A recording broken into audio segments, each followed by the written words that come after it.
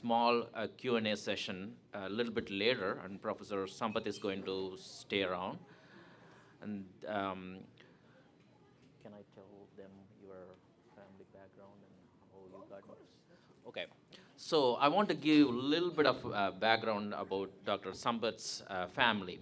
He came to US when he was 3 months old, and he never went back to India till he was 22.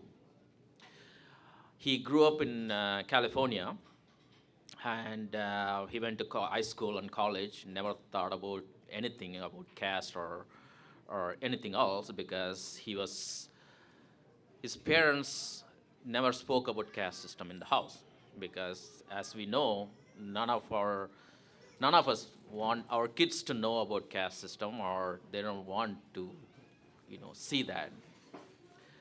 But Dr. Sampath, when he went back to India when he was 22, he told me that he was able to connect with Dalits and non-Brahmin people than anybody else.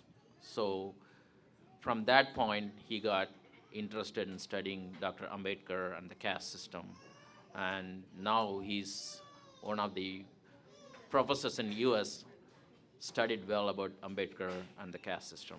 And once again, thank you, sir, for being here. And yeah, because of the weather, he couldn't land in Houston yesterday. He landed in Lake Charles, Louisiana, and reached Houston almost 9:30. So that's just nice of him, and he looks very fresh today. Thank you so much. Our next speaker is Vice Consul, Indian Consulate, Mrs. Adesh Sridhar.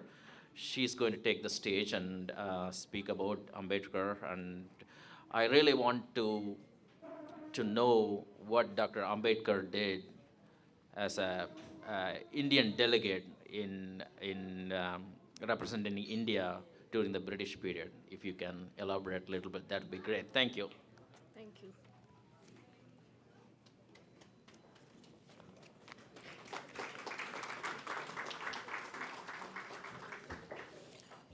Thank you, Dr. Rajesh and Dr. Sampath. Hello, friends. Greetings from the Indian Consulate.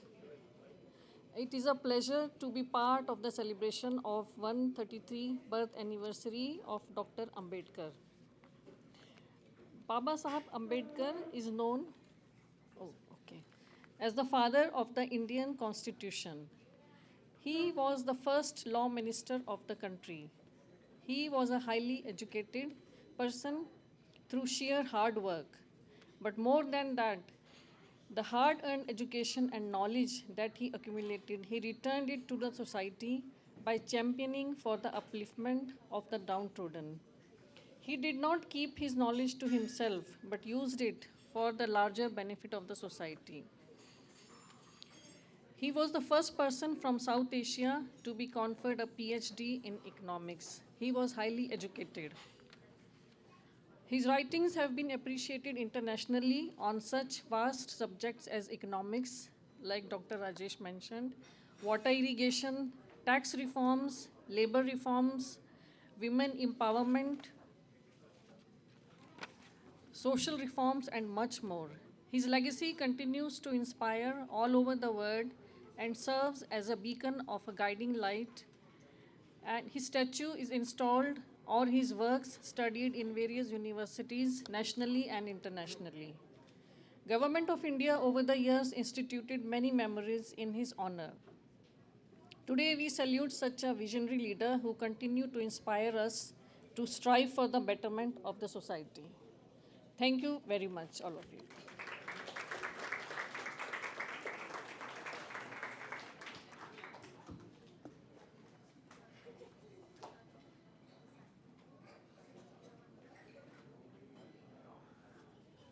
Thank you, Mrs. Adesh, for your time.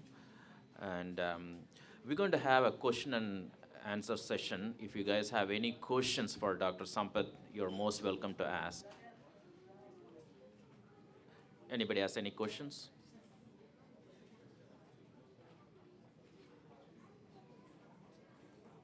Anybody? Okay, I can ask one question. So, what do you think, what made Ambedkar to compare Buddha to Karl Marx? Was he trying to explain a religion is necessary, or is he trying to explain the equality is important in the society? Thank you, Dr. Suresh, for I think we all have to think about this. When I teach development and human rights, and I meet students from the Global South, and maybe they're new immigrants, maybe they come here younger, maybe like you and your parents, or those of you that are recently immigrated, raising the children here. You know, just because you may come to the West or other industrialized societies, you don't leave the culture and the background behind.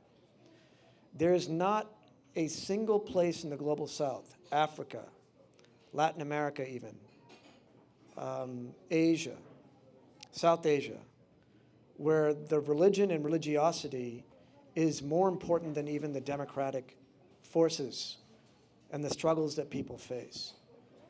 Inversely, in white majority Europe, Western Europe, not Eastern Europe, where there's Orthodox Christianity, but in Western Europe, and I'm only speaking about the white majorities, and in this country, with the exception of the evangelicals, they do statistics about atheism and materialism and spirituality dying, especially among the younger generations. I think our monk said the disconnect between the parents and the... But in the West, if religion is dying, that is not the case anywhere else.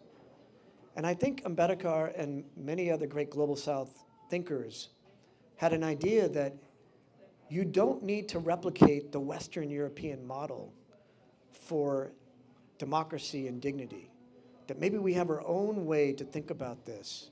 So it was kind of, I don't know where Dr. Suresh, it's kind of an experiment to say, hey, we can think about religious possibilities and have a democratic system and have a fair economic system at the same time. That's the main thing. The other side, that's the big picture. But the other is what we all feel. He was on a personal journey. He spent his whole life studying all the religions, as you know. And where does the stigma or stain of caste continue, even if you were to convert to Islam or Christianity or perhaps some other religions? But I think, as the creed showed with the Buddha and the elegant and profound remarks from our honorable monk, is that there's no way to reconcile Buddhist principles with Hindu caste systems.